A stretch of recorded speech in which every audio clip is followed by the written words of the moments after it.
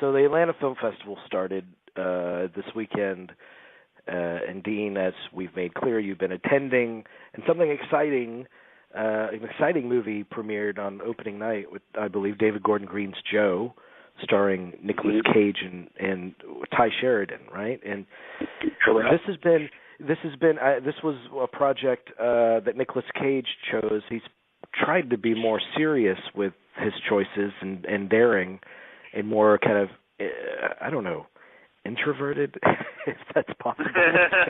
Yes. Let's hear about it. I want to hear about this. I mean, well, first of all, I just want to say, we started off Friday with a roundtable discussion with David Gordon Green and Ty Sheridan, both of whom attended the festival on the opening night.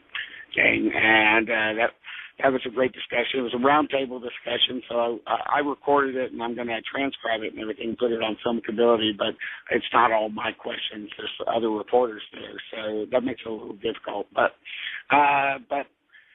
first of all, when you meet David Gordon Green, what you immediately get is he's incredibly warm and very approachable, very accessible,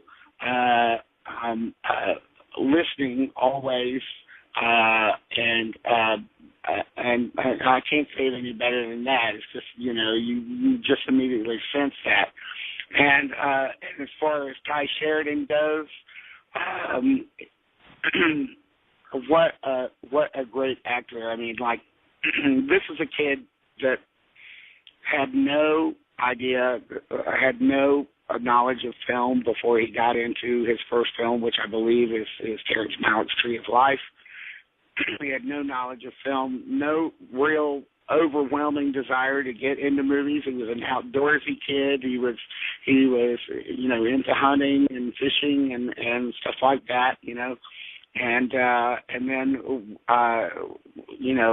with Tree of Life, and then going on to his co-lead with Matthew McConaughey and Jeff Nichols' Mud, you see a jump in quality of his acting ability.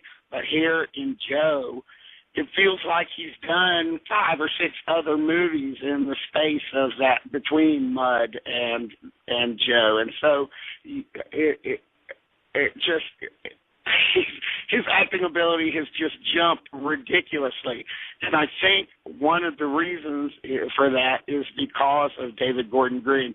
You have to remember that David Gordon Green started out his career with George Washington, just now on the Criterion Collection and so forth. Great movie from 2000, all non-actors in it, all young kids, all completely convincing, not a stiff performance in the bunch. Completely convincing. And you say, well, how did this director get this kind of these kind of performances out of these non-actors?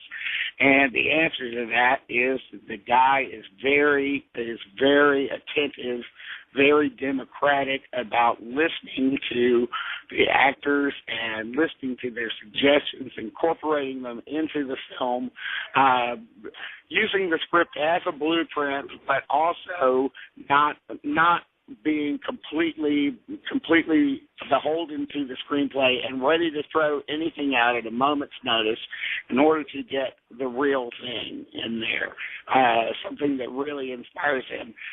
Terrence Malick is one of his major influences. He's now based, David Gordon Green is now based in Austin, so you can imagine that he has had contact with Terrence Malick and has had so much so that apparently David Gordon Green can do a great imitation of Terrence Malick, and so can Ty Sheridan. And Ty Sheridan actually did his Terrence Malick imitation on stage at the end of Joe,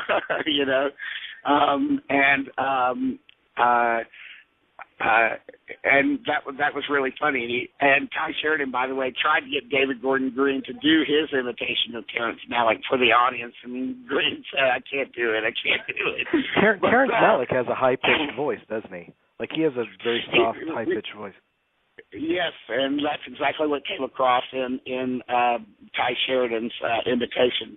But so, knowing all that about David Gordon Green and about his sort of democratic approach to making movies, then we get to Joe. Okay, so Joe is, I would say, is a very, very good movie.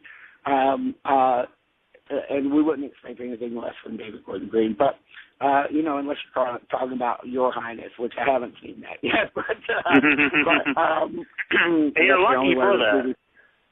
That's only one of his movies I haven't seen. But with Joe, what's extraordinary about Joe, which is basically about Ty Sheridan is the son of a bunch of hillbilly drunks that are in Texas, and he has a terrible home life, and he's desperate for work, and he runs into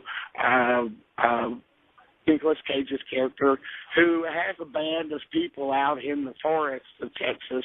They're out there killing trees with poison in order for a company to come in and cut them down, And Ty Sheridan says, "I really need a job. Can you give me a job?" And that's the basis of their relationship. This movie is based on a novel by Larry Brown, who is an author that David Gordon Green has a great affinity for, and he sent the book over to Nicolas Cage, and Nicolas Cage read it twice, and then said, "I'm totally in. I want to." At that time, David Gordon Green was scouting locations for Prince Avalanche, and Nicolas Cage said, "I want to come and scout locations with you and stuff." So he said, "Oh, well, David Gordon Green, I don't know." And he said, "No, I'm coming over. I'm taking a plane. I'll be there in a couple of hours or whatever." So he went and scouted locations, and they obviously, found common ground. But what's great about Joe, too, is like with George Washington, there is a number of great performances in it done by non-actors. And one of the most amazing parts of the film is the villain of the movie, played by Gary Poulter, a non-actor whom they discovered at a bus stop. He had been homeless for 9 years and was making his money popping and locking on the street for change. He was dancing, doing break dancing. Now, this is a guy that looks like he's in his 70s. Maybe the years have been hard on him, so he might have been in his 60s. I'm not sure exactly how old he was. But Gary Poulter, who's the first face you see in the movie, he's the first image of the movie is Gary Poulter with Ty Sheridan talking to him. Oh, thank you so much. I just got another whiskey, by the way.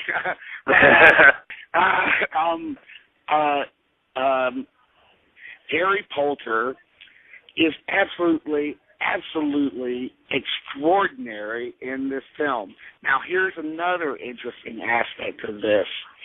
4 months after the filming of Joe was finished, Gary Poulter passed away. Oh.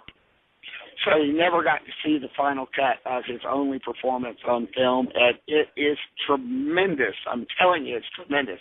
He's not the only non-actor in the film either.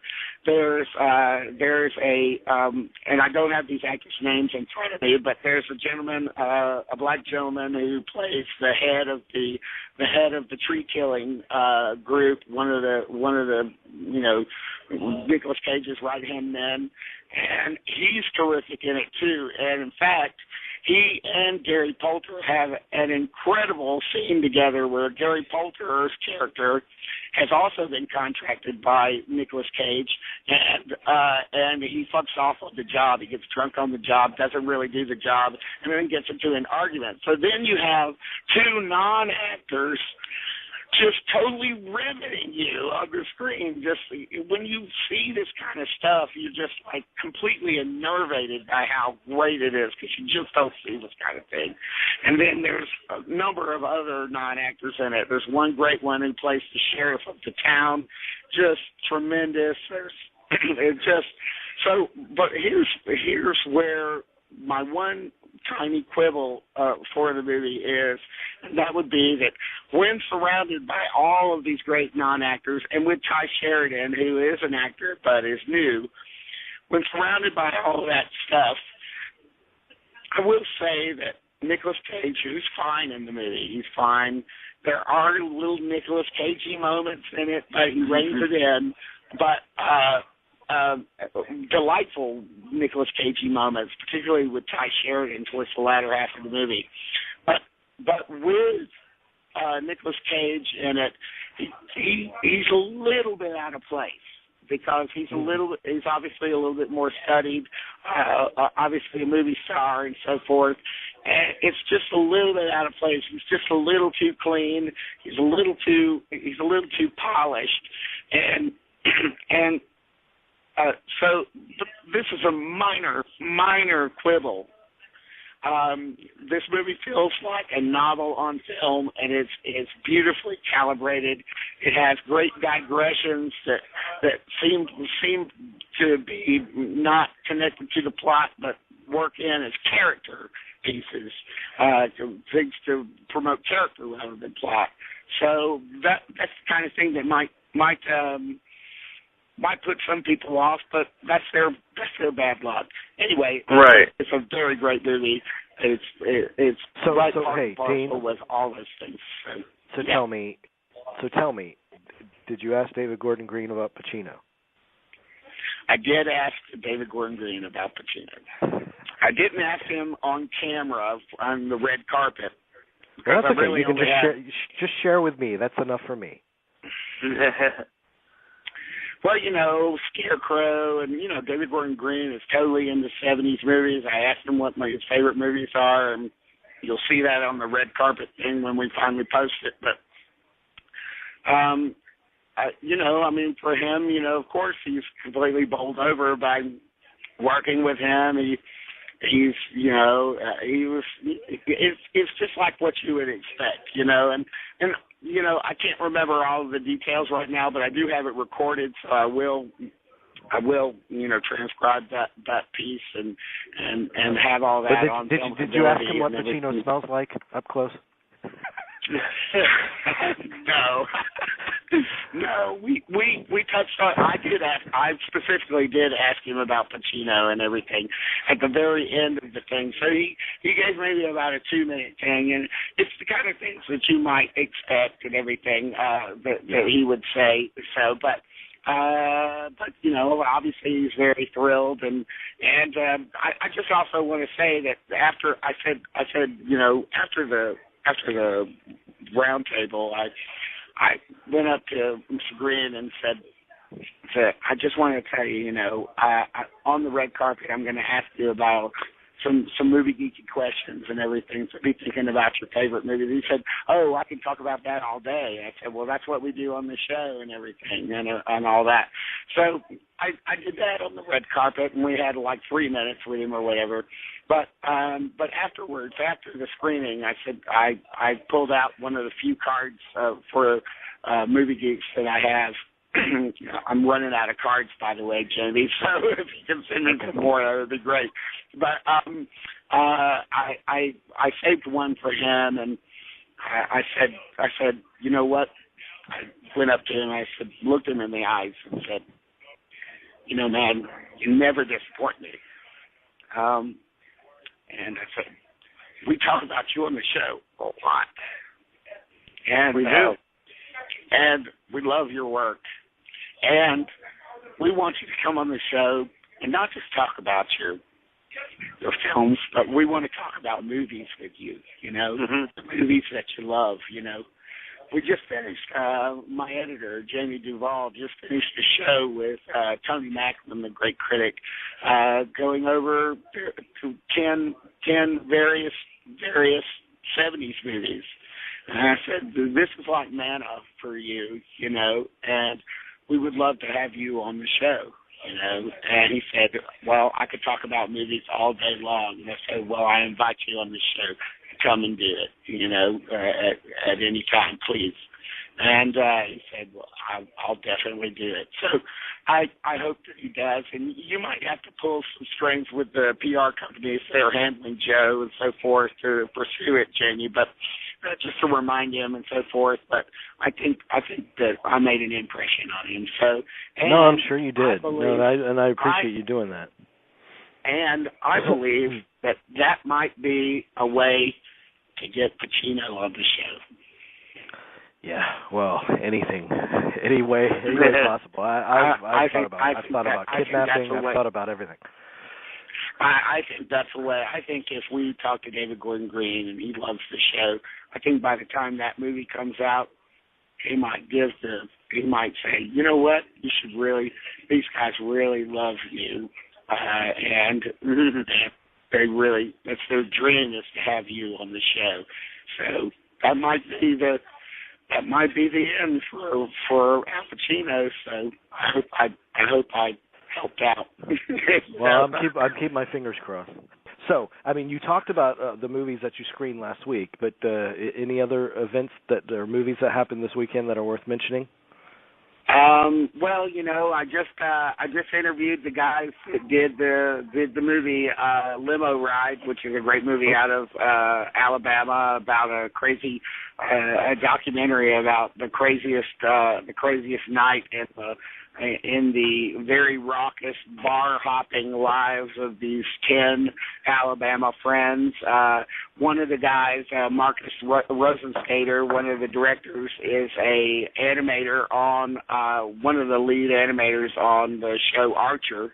And then the other gentleman is Gideon Kennedy, the other director is Gideon Kennedy, and we just had a terrific conversation, which will go on Movie Geeks United, and we had just a terrific conversation. So that'll be up, and then I talked to the directors of Forev and everything. But generally, this weekend has been those two and Joe have been the center. And then maybe later on tonight I'll be seeing the Ari Foreman movie, The Congress. So maybe that'll be something else too. But generally those are the best ones. And then of course by next week I'll be talking about more movies. I'll have seen a lot more that I haven't seen yet.